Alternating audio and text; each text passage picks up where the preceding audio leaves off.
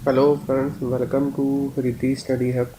तो आज का जो हमारा टॉपिक है वो है कि हमने क्वेरी एक्सटेंडर जो कंट्रोल होता है तो वो कैसे यूज़ करना है, उसका पर्पस क्या है और क्या उसकी वर्किंग है। तो मैं आपको एक बार दिखा दूं कि क्वेरी एक्सटेंडर जो कंट्रोल है वो कहाँ पे अवेलेबल होता है। तो फ्रेंड्स, ये हमारा है क्वेरी एक्सटेंडर कंट्रोल।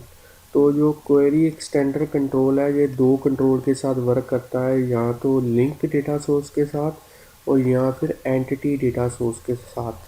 तो जो क्वेरी एक्सटेंडर है उसका मेन पर्पस है डेटा को फिल्टर करना without using the where clause link data source के अंदर, एंटिटी डेटा सोर्स के अंदर। अगर आपने एंटिटी डेटा सोर्स या फिर लिंक डेटा सोर्स को कॉन्फ़िगर करते समय वेयर क्लोज को नहीं यूज़ किया तो कोई बात नहीं, आप फिर भी डेटा को फ़िल्टर कर सकते हैं with the help of query extender.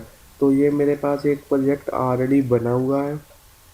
पहले मैं इसकी आपको वर्किंग सारी समझा दूंगा कि कौन कौन सी ऑप्शंस अवेलेबल है इस क्वेरी एक्सटेंडर में, और उसके बाद में वन बाय वन हर एक इंडिविजुअल जो ऑप्शन है उसको मैं ट्यूटोरियल वीडियो ट्यूटोरियल के तरह अपलोड करूँगा यूट्यूब के ऊपर, तो आप इंडिविजुअली भी उसे समझ सकते हैं। तो सबसे पहले मैं आपको थोड़ी सी थ्योरी इसकी बता दूं कि क्वेरी एक्सटेंडर है, मैंने आपको बता ही दिया है, दो कंट्रोल के साथ काम करता है, या तो एंटिटी डेटा सोर्स के साथ या फिर लिंक डेटा सोर्स के साथ। तो पर्पस भी मैंने बता दिया है आपको कि अगर आपने लिंक डेटा सोर्स और एंटिटी डेटा सोर्स में वेयर क्लोज नहीं यूज़ की, मतलब कि एसक्यूएल क्वेरी लिखते समय आपने वेयर क्लॉज नहीं यूज़ किया तो कोई बात नहीं, फिर भी आप अपनी क्वेरी को एक्सटेंड कर सकते हैं और अपने डेटा जो रिट्रीव हुआ है सारा डेटा उसमें से भी कुछ डेटा को जो है फ़िल्टर कर सकते हैं अपने अकॉर्डिंगली। तो जो फ़िल्टरिंग वाली ऑप्शन प्रोवाइड करता है वो कौन सा कंट्रोल करता है? Query extender. तो क्वेरी एक्सटेंडर हमें जो ASP.NET 4.0 थी उसमें नया नया आया है। तो उसके बाद और तो बाकी सब आपको मैंने बता ही दिया है सारा कुछ। तो जो ऑप्शंस यूज़ होती हैं क्वेरी सेंटर में वो है सर्च एक्सप्रेशन, रेंज एक्सप्रेशन, और तीसरी है ऑर्डर बाय एक्सप्रेशन, तो प्रॉपर्टी एक्सप्रेशन। तो ये चार या इससे भी ज़्यादा ऑप्शंस हैं, मगर मैं आपको बेसिक्स चार ही बताऊंगा। तो आइए चलते हैं एक बार प्रोजेक्ट को रन करके देख लेते हैं। तो ये मेरा प्रोजेक्ट है जो ऑलरेडी बना हुआ है, various option filter option performed using query string control इन ASP.NET। तो आइए फ्रेंड्स इसको रन करके देखते हैं और इसकी वर्किंग मैं आपको समझाता हूँ। तो फ्रेंड जो मेरा प्रोजेक्ट है वह रन हो चुका है। तो आइए चलते हैं, सबसे पहले वाली ऑप्शन को देखते हैं, search expression, start with filter option.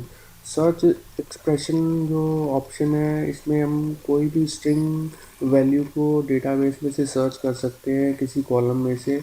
तो उसके रिगार्डिंग जो भी कॉलम होंगे वो हमें ग्रिड व्यू के अंदर फिल्टर होकर शो हो जाएंगे।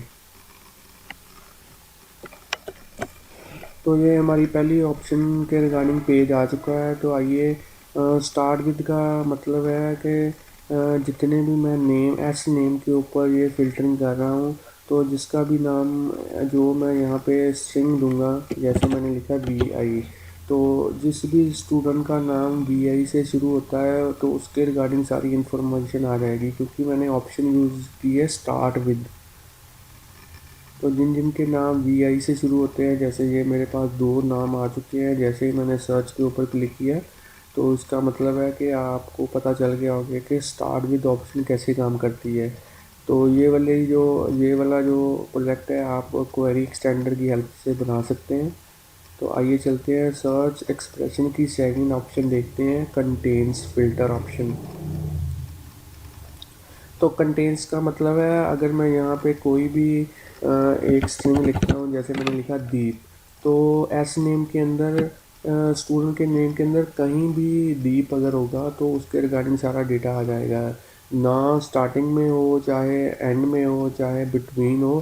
तो इससे कोई फ़र्क नहीं पड़ता, बस दीप वाला जो स्ट्रिंग है वो नेम के अंदर होना चाहिए। तो सर्च करके देख लेते हैं। ये देखिए मेरे पास जो है गगनदीप के नाम से जो डेटा है वो आ चुका है। तो ये मेरी थी दूसरी ऑप्शन। तो आइए चलते हैं अब तीसरी ऑप्शन को देख लेते हैं, search expression ends with filter option. तो सर्च एक्सप्रेशन में ही हमें एंड्स विद फ़िल्टर ऑप्शन भी मिलती है। एंड्स विद का मतलब है मैं अभी कोई स्ट्रिंग यहाँ पे लिखूँगा तो वो नेम में देखेगा कि किस स्टूडेंट नेम के लास्ट में वो वाली स्ट्रिंग आती है।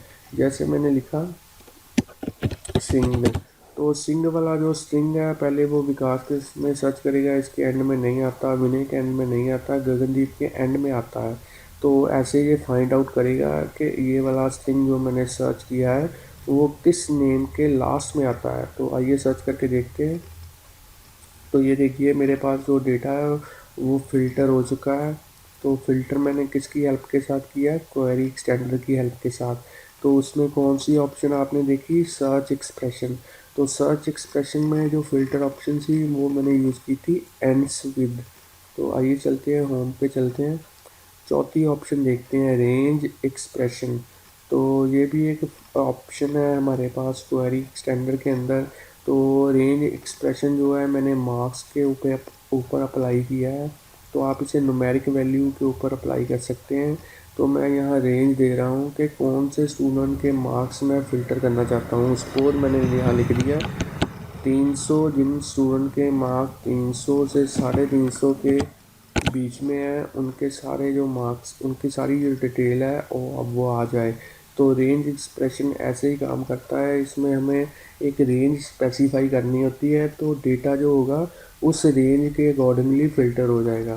तो सर्च करके देख लेते हैं। ये देखिए 320, 350, तो दो स्टूडेंट का डेटा मेरे पास फ़िल्टर होके आ चुका है, क्योंकि मैंने जो रेंज दी थी वो दी थी 300 से 350।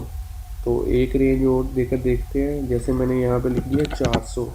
तो अब इसको सर्च करके देख लेते हैं। तो ये देखिए 400 के अंदर जितने भी स्टूडेंट्स हैं वो फ़िल्टर होके डेटा जो है मेरे पास आ चुका है। तो आइए चलते हैं पांचवी ऑप्शन देखते हैं। तो पांचवी ऑप्शन जो मेरे पास है वो है ऑर्डर बाय एक्सप्रेशन। तो ऑर्डर बाय एक्सप्रेशन देख लेते हैं कैसे वर्क करता है। तो जो मैंने ऑर्डर बाय एक्सप्रेशन है मार्क्स के ऊपर अप्लाई किया है। तो जो मैंने यूज़ किया है वो किया है डिसेंडिंग ऑर्डर, मतलब जिसके मार्क्स सबसे ज़्यादा है वो पहले, और जिसके मार्क्स सबसे कम है वो स्टूडेंट लास्ट में है। तो ये मैंने हेडिंग दिया हुआ है, display list of students according two marks in descending order. तो अगर किसी भी ग्रिड के अंदर जो डेटा है आप असेंडिंग या डिसेंडिंग ऑर्डर में करना चाहते हैं तो आप क्वेरी एक्सटेंडर में जो ऑर्डर बाय एक्सप्रेशन है उसको यूज़ कर सकते हैं। तो यहाँ देख सकते हैं पहला है 475, 450, 425, 400, 375, 350 और लास्ट में 320। तो ये मेरे पास जो मार्क्स हैं डिसेंडिंग ऑर्डर में हो चुके हैं। तो आइए चलते हैं और अपनी अगली ऑप्शन देखते हैं। तो मेरी जो लास्ट वाली ऑप्शन है वो है प्रॉपर्टी एक्सप्रेशन। तो प्रॉपर्टी एक्सप्रेशन का मेन काम यही है एग्जैक्टली किसी कॉलम की वैल्यू के साथ मैचिंग करनी है। तो जैसे मैंने ये जो प्रॉपर्टी एक्सप्रेशन है मैंने रोल नंबर के साथ अप्लाई किया हुआ है ऑलरेडी। तो जैसे मैं एग्जैक्ट रोल नंबर यहाँ पे लिखूँगा तो ये इस वैल्यू को उस रोल नंबर की एग्जैक्ट वैल्यू के साथ मैच करेगा। तो ये देखिए जो 107 का डेटा मेरे पास आ चुका है। तो अगर मैं यहाँ पे एग्जैक्ट वैल्यू नहीं लिखता तो मेरे पास डेटा अवेलेबल नहीं हो पाएगा, फ़िल्टर नहीं हो पाएगा, क्योंकि प्रॉपर्टी एक्सप्रेशन में मुझे एग्जैक्ट वैल्यू चाहिए होती है। तो इस तरीके से फ्रेंड्स हम जो क्वेरी एक्सटेंडर है उस कंट्रोल को यूज़ कर सकते हैं ASP.NET के अंदर। तो मैंने आपको बता दिया है कि सर्च एक्सप्रेशन तीन तरीके का अवेलेबल है, start with, contains, ends with, और उसके बाद में रेंज एक्सप्रेशन यूज़ कर सकते हैं क्वेरी एक्सटेंडर के अंदर, ऑर्डर बाय एक्सप्रेशन यूज़ कर सकते हैं, प्रॉपर्टी एक्सप्रेशन यूज़ कर सकते हैं। तो ये वाला प्रोजेक्ट जो है ये वन बाय वन जो इसकी ऑप्शन है पहले मैं आपको नेक्स्ट ट्यूटोरियल में search expression start with teach करवाऊँगा, फिर सर्च एक्सप्रेशन कंटेंट्स टीच करवाऊँगा, फिर एंड्स विद, ऐसे सारा प्रोजेक्ट वन बाय वन आपको 6 ट्यूटोरियल्स और प्रोवाइड करूँगा इंडिविजुअली। तो फ्रेंड्स जो ये वाली फ़ाइल है, जो थ्रेटिकल फ़ाइल है, ये भी मैं आपको डिस्क्रिप्शन में इसका डाउनलोड लिंक दे दूँगा, तो आप इसको डाउनलोड करके एक बार रीड आउट कर सकते हैं। तो फ्रेंड्स आइए प्रोजेक्ट को स्टॉप कर देते हैं। तो फ्रेंड्स जो हमारा यूट्यूब के ऊपर चैनल है, वो उसके ऊपर मैं ऐसे ही वीडियो ट्यूटोरियल डालता रहता हूँ। अगर आप प्रोग्रामिंग सीखना चाहते हैं या कॉलेज या स्कूल या यूनिवर्सिटी में कोई प्रोजेक्ट डेवलप करना चाहते हैं, तो प्रोग्रामिंग आपको आनी बहुत ज़रूरी है। तो यूट्यूब के ऊपर जो हमारा चैनल है उसको सब्सक्राइब करना ज़रूर भूलिए मत, उसको सब्सक्राइब कीजिए, क्योंकि सब्सक्राइब करने से आपको मेरे जितने भी वीडियो ट्यूटोरियल्स हैं वो उसी टाइम पे पहुंचते रहेंगे आपके पास। तो आप इसी तरह से ASP.NET और अदर लैंग्वेजेस को लर्न कर सकते हो फ्री ऑफ कॉस्ट। तो thanks friends for watching videos.